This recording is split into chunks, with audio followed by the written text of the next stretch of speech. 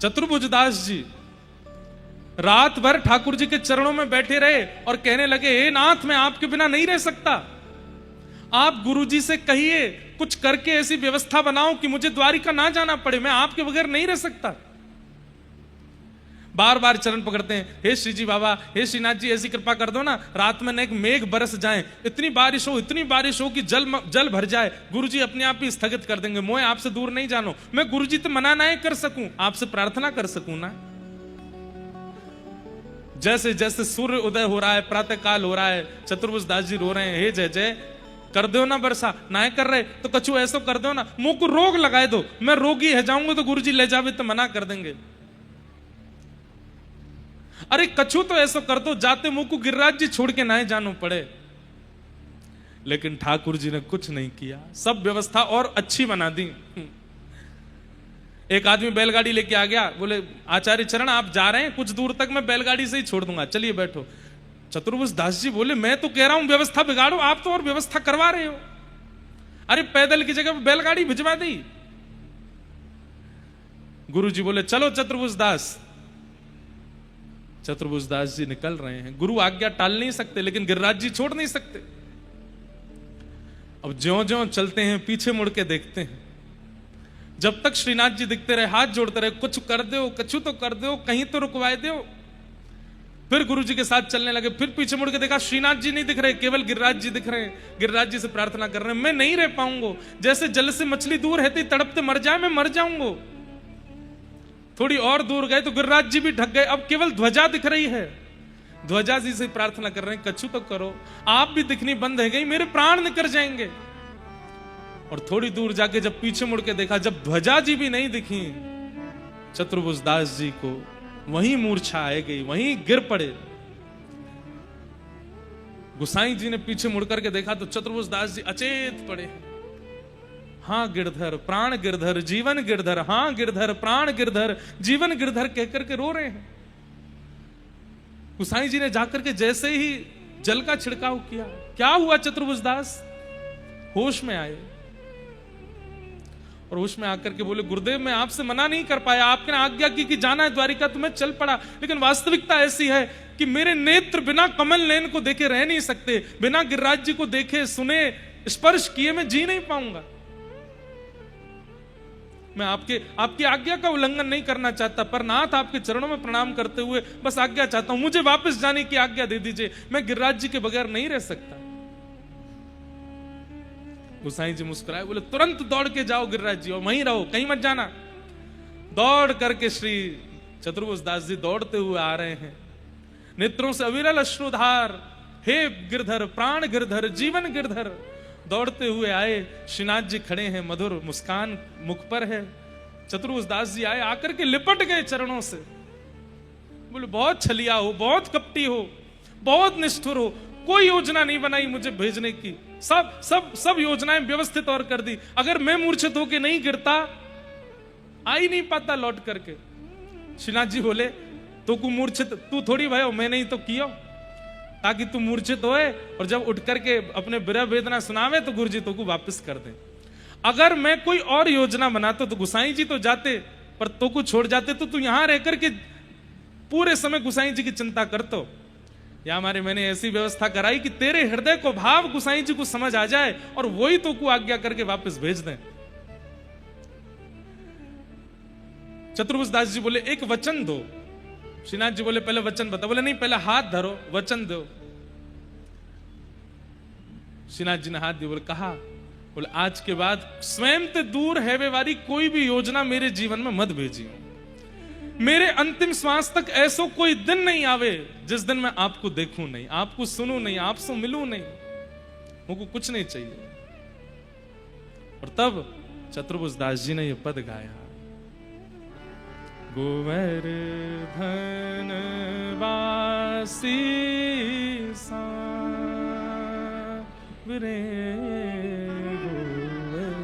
गोवर्धन वासी सांवरे, लाल तुम बिन रयो न जाए, लाल तुम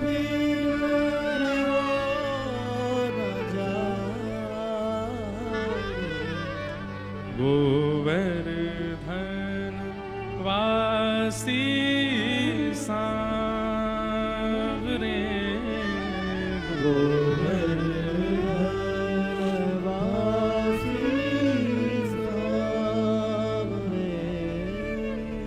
बंक चितई मुस्काई के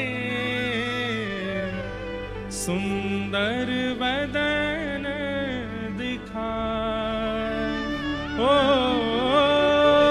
बंक चितई मुस्काई के सुंदर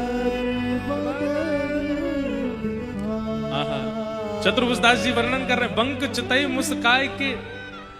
बोले एक तो आपका स्वरूप कैसा, बोले बंक है, टेढ़े मेढ़े हो, और उसमें भी आप मुस्काते कैसे हैं? ठाकुर जी पूरे नहीं मुस्काते हैं, आधे मुस्काते हैं, जैसे टेढ़े से मुख करके और बस एक तरफ से ही होठ पीछे जाते हैं जब हंसते हैं। चतुर्भुज दास जी कहते हैं आपको प्रणाम करते हुए कह रहा हूं पूरे मत हंसना मेरे आगे। क्यों? आधी हंसी ने तो पागल कर रखो है, पूरे हंस जाओगे तो मरे ही जाऊंगा मैं तो, आधी हंसी हूं। बंक चितय मुस्काए के सुंदर बदन दिखाए। और इस बंक हंसी को देखने के लिए मेरी हालत कैसी होती है? लोचन तड़फे मीन जो, जैसे एक मछली तड़पती है बिना जल के, मेरी आंख ऐसी तड़पती है आपके रूप को देखने के बिना। हे नाथ, चतुर्भुज दास जी की परिभाषा सुनिए सब लोग ध्यान से। हमारे नेत्र मछली हैं और श्याम सुंदर की जो अंग कांति है वो नील सरोवर ही हमारा घर है। उनको देखे बगैर, उस नील सरोवर में रहे बगैर हमारे नेत्र अगर कहीं और जाते हैं तो मछली को अगर दूध में रखोगे, अमरस में रखोगे, रबड़ी में रखोगे, मछली मर जाएगी। मछली तो सरोवर में ही रहती है और वो नील सरोवर श्री कृष्ण की कांति है। हमारे नेत्र मछली है। लोचन तड़फे मीन जो, जुग भरी धरी बिहार रे गोवर्धन वासी सावरे गोवर्धन वासी सावरे।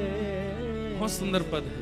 और इसी पद में श्री चतुर्भुज दास जी कहते हैं दर्शन को नैना तपे, वचन सुनन को कान।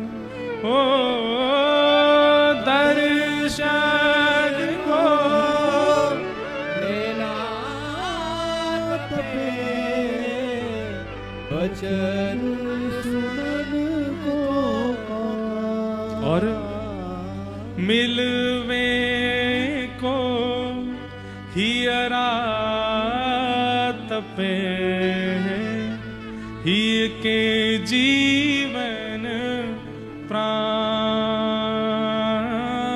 मिलवे को हियरा तपे, ही के जीवन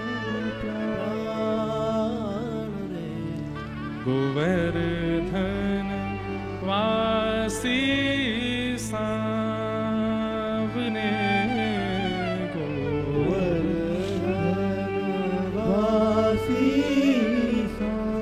बंधुओं, ज्यादा कुछ नहीं कहेंगे पर इसी पद की कृपा से हमारे पास प्यारे गिरधर लाल जी पधारे। इसी पद की कृपा है। स्वयं ठाकुर जी ने इस पद को वरदान दिया है कि जो इस पद को नित्य गाएगा एक दिन मुझे जरूर पालेगा। हमने ये पद गाया और इसी पद की कृपा ऐसी हुई दास के ऊपर, 5 वर्ष लगे लेकिन गिरधर लाल जी आ गए। इस पद को नित्य गाओ, ठाकुर जी के सामने नहीं है तो एकांत में गावे वालो पद है। भैया देखो, सबरे पद, सबरे भजन, सबरे कीर्तन ठाकुर जी के सामने नहीं गाने चाहिए। मंदिर में ठाकुर जी विराज रहे, घर में एक स्थान पर ठाकुर जी हैं, दूसरे कमरा में जाके कीर्तन करो ताकि विरह हो। ठाकुर जी सन्मुख बैठे हैं और कैसे गाओगे? गोवर्धनवासी सांवरे तुम बिन रहो ना जाए। ठाकुर जी कह रहे हैं मैं तो यहीं ठाड़ा हूं, काय को गा रहा हूं, फिर कहीं जा दूर विरह कर तब गई हो। ठाकुर जी के आगे नहीं गाओ, ठाकुर जी के आगे आरती करो, भोग लगाओ, कभी कभी नाच लो, कुछ उत्सव मना लो। ठाकुर जी के सामने तो उत्साह वाले पद गाइए। जिन पदों में विरह है, जैसे मीराबाई के पद हैं, चतुर्भुज दास जी के पद हैं, इन पदों को तो एकांत में जाके गाओ। भोरी सखी के पद हैं, इन पदों को तो ठाकुर जी से दूर बैठ के गाओ, ताकि विरह हो चित्त में। नलकूबर मणिग्रीव ने भगवान की स्तुति गाई और भगवान ने फिर उन दोनों को प्रसन्न किया। मैया यशोदानंद बाबा ने मन बना लियो कि अब हम गिरिराज जी में नहीं रहेंगे, अब हम गोकुल में नहीं रहेंगे, चलो यहां से कहीं और। कहां चलें? वनम वृंदावनम नाम पशव्यं नवकाननम गोप गोपी गवाम सेव्यम पुण्याद्रि तृणवीरुधम। और सब ब्रजवासियों के साथ श्री ठाकुर जी गोकुल से अब वृंदावन की ओर प्रस्थान। ठाकुर जी इतने खुश हैं, आज बैलगाड़ी में नहीं जा रहे हैं ठाकुर जी, गोकुल के सब लोग बैलगाड़ी में, ठाकुर जी पैदल चल रहे हैं आगे। मैया करी लाला पीछे बैठ जा, ना मैया मैं तो पैदल ही चलूंगा। उत्सुक व्यक्ति सुख का त्याग करता है, ठाकुर जी पैदल ही जा रहे हैं। क्यों? वृंदावन अति प्रिय है। क्यों प्रिय है? क्योंकि वृंदावन को ब्रह्मा जी ने नहीं बनाया, वृंदावन तो किशोरी जी के चित्त से प्रकट हुआ है। आज किशोरी जी के हृदय से जो प्रकट हुआ कमल है, उसमें ठाकुर जी प्रवेश कर रहे हैं बड़े आनंद के साथ। इसलिए श्रीमद् भागवत जी में लिखा है वृंदावनम संप्रविश्य सर्वकाल सुखावहम। ठाकुर जी इतने खुश कहीं और जाके हुए ही नहीं है जितने खुश आज वृंदावन आकर के हो रहे हैं। वृंदावन साचो धन भैया, वृंदावन साचो धन भैया, वृंदावन साचो धन भैया, वृंदावन साचो धन भैया। कनक कूट कोटिक लग तजिए, भजिए कुंवर कन्हैया। कनक कोट कोटिक लग तजिए, भजिए कुंवर कन्हैया। आतुर वन में व्यास पुकारे, आतुर वन में व्यास पुकारे। श्री हरिराम व्यास जी का किसी ने मुझे पत्र लिख के भेजा, महाराज जी पिछले साल की चंडीगढ़ कथा में जुगल किशोर जी और बिहारी जी का प्राकट्य नहीं हो पाया था, कृपा करके इस कथा में जुगल किशोर जी और बिहारी जी का प्राकट्य कर दीजिए। तो अब अवसर लगेगा। हम तो बात बोल देते हैं, फिर हम यहाँ सोच के नहीं बोलते हैं, जो मन में आता रहता है वो सुनाते रहते हैं। हमने ये भी बोला था अष्ट सखियां बताएंगे, एक ही नहीं आई है अभी तक। अब कल अगर भाव बनेगा तो सखियों का भी भाव प्राकट्य करेंगे, मीराबाई आगे की लीला में प्रवेश करेंगी और श्री बिहारी जी और जुगल किशोर जी के प्राकट्य की भावना सुनाएंगे। बस इतना थोड़ा सा संकेत सुन लो। बाकी सबको तो अकेले ठाकुर जी मिले हैं, लेकिन श्री हरिराम व्यास जी को युगल मिले।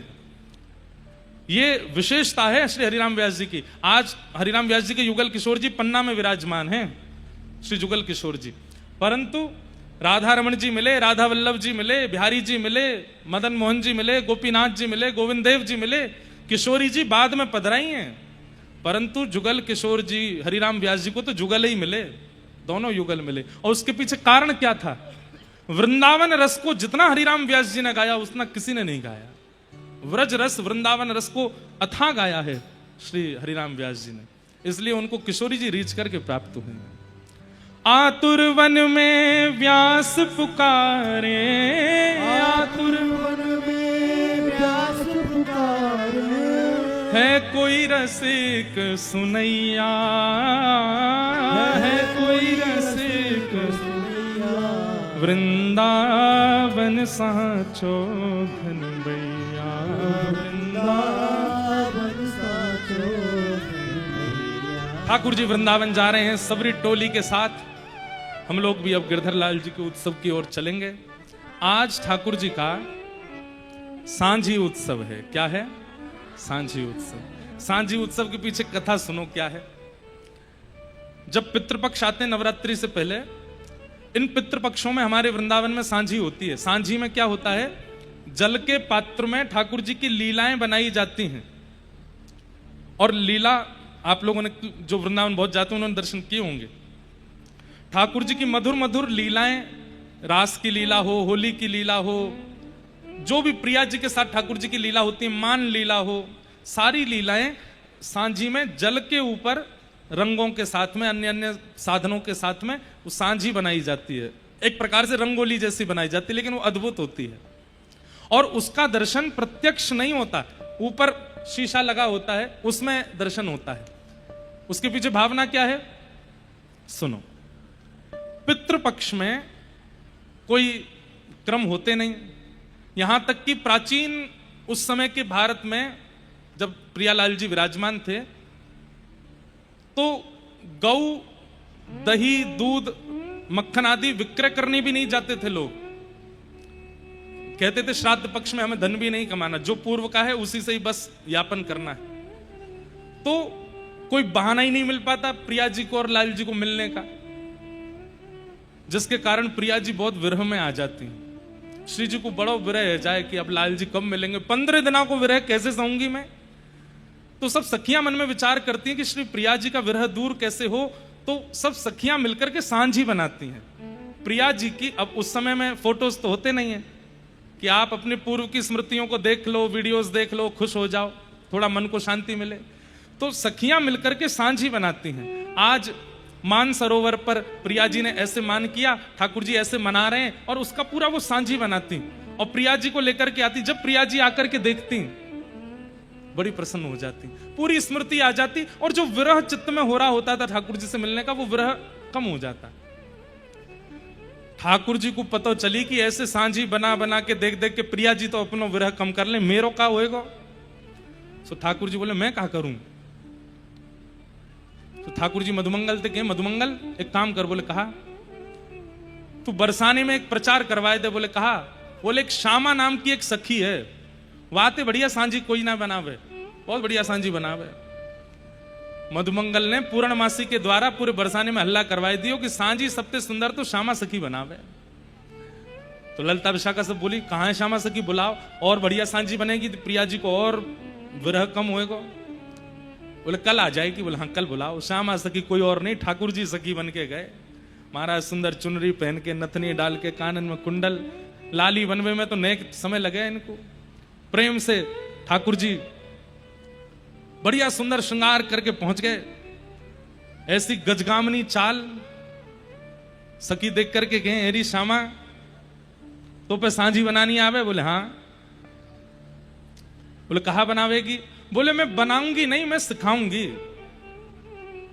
मैं बनावे लग गई तो मेरी दक्षिणा तो बहुत है, तुम दे ना पाओगी, मैं सिखाए दे रही हूं। ललिता विशाखा बोली अच्छा तो हमें सिखाए दे। बोले दासी ने ना सिखाऊं मैं, स्वामिनी को बुलाओ, उन्हीं को सिखाऊंगी। अरे श्यामा सखी आइए, मेरा नाम है सब जगह। अच्छा स्वामिनी जी को सिखाएगी। बोले हाँ। किशोरी जी आई। अब किशोरी जी बगल में बैठी हैं, ठाकुर जी मुखमंडल की ओर देख रहे हैं। किशोरी जी कह रही मुंह कहा ताड़ रही है, बता कैसे बनाना है। सो ठाकुर जी किशोरी जी के हाथ में रंग रोगन उठवा में और उठवाए करके सांझी बनवाए रहे हैं। यहाँ ऐसा रंग डालो, यहाँ ऐसे करो, ऐसे करो। लीला बनाते बनाते बनाते बनाते जैसे ही लीला पूरी भई तो लीला कहाँ प्रकट भई, सांझी में ही ऐसी लीला बनी है कि श्री प्रिया जी अपने हाथ से सांझी बना रही हैं और श्याम सुंदर पकड़ के बनवा रहे हैं। यही सांझी में चित्र बनवाए दियो। प्रिया जी बोली ये कैसी लीला है। ऊपर देखो दर्पण लगाए करके देखी तो नीचे वहां में वही लीला। बोले अरे ये तो बिल्कुल ऐसा लग रहा हो कि श्यामा सखी की जगह श्याम सुंदर बैठ के मुझसे सांझी बनवा रहे हैं। ठाकुर जी बोले तो और कौन है हम। प्रिया जी ने देखी श्याम सुंदर। बोले और नहीं तो। तुरंत चुनरी उतारी है महाराज। श्री प्रिया जी ने ठाकुर जी को आलिंगन किया है और फिर गुपचुप रूपते ही वहीं पर रास है गए हुए। ऐसे करके श्री प्रिया जी के साथ में सांझी उत्सव भई है। ऐसे लाल जी की सांझी उत्सव एक पद है सांझी को, हम वो गा ले में और वाके बाद फिर सांझी के उत्सव को दर्शन करेंगे। रहे रे दो वदन निहार निहार, रहे रे दो वदन निहार। सब लोग गाओ, सुन करके गाओ। हे रहे रे दो वदन निहार निहार, रहे रे दो वदन निहार निहार। सांझी पूजत श्याम सखीत, सांझी पूजत श्याम सखीत। सांझी पूजत श्याम सखीत, साझी पूजत श्याम सखीत। उत्तराधा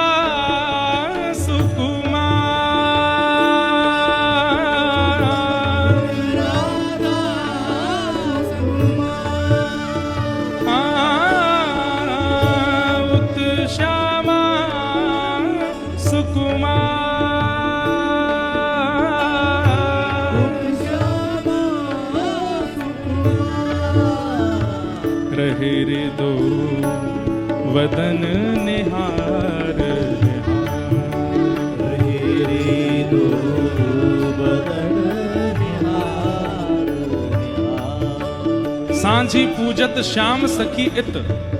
यहाँ पर सांझी श्याम सखी बना रही है, लेकिन सांझी के अंदर राधा सुकुमार श्री किशोरी जी के साथ ठाकुर जी सांझी बना रहे हैं, ऐसा प्रतिबिंब प्रकट हुआ है।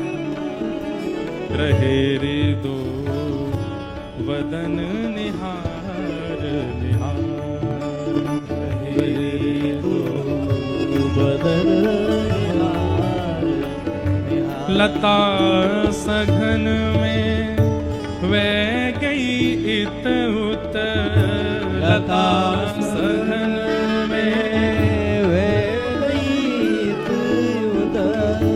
लता सघन में वे गई इत उत, लता सघन में वे गई उत उत। सके न को निहार, सके न को निर्वार। क्या भाव है? सघन वन में सांझी बना रही हैं, सब सखियां बैठी हैं, और अचानक ही वहां ऐसे स्वरूप बनाया कि प्रिया जी को ये पता चल गया कि ये श्यामा सखी ठाकुर जी हैं, परंतु ये किसी को पता नहीं लगने दिया। ललिता जी, विशाखा, किसी सखी को पता नहीं चला है, और धीमे धीमे सघन कुंज में ही दोनों प्रविष्ट हो गए हैं। सबको ये लग रही है कि किशोरी जी श्यामा सखी के साथ कछु ढूंढवे गई हैं, कछु लेवे गई हैं, पर वास्तव में तो श्री ठाकुर जी ही आकर के किशोरी जी को एकांत में ले गए। नागरिया मिल नैन दोन के, नागरिया मिल नैन दोन के। नागरिया मिल नैन दोन के, नागरिया मिल नैन दोन के।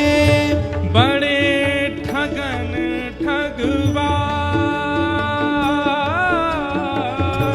बड़े ठगन ठगवार। ओ बड़े ठगन ठगवार, बड़े ठगन ठगवार। रहे रे दो वदन निहार निहार, रहे रे दो वदन निहार निहार, रहे रे दो वदन निहार निहार, रहे रे दो वदन निहार। प्यारे गिरधर लाल की जय। ऐसे ठाकुर जी वहां सुंदर सांझी उत्सव कर रहे हैं। किशोरी जी ने ठाकुर जी से कही है कि हे लाल जी, आप तो अद्भुत हैं, श्यामा सखी बन के आए हो, मोकू भी ठग लियो। और ऐसे भाव से ठाकुर जी को किशोरी जी से मिलना भयो है। इसी सांझी उत्सव का हम लोग दर्शन करेंगे। श्री बरसाने से आज श्री आसु गोस्वामी जी सेवायत बरसाना धाम से पधारे हैं। पूज्य महाराज जी को बारंबार वंदन, पूज्य बारंबार प्रणाम।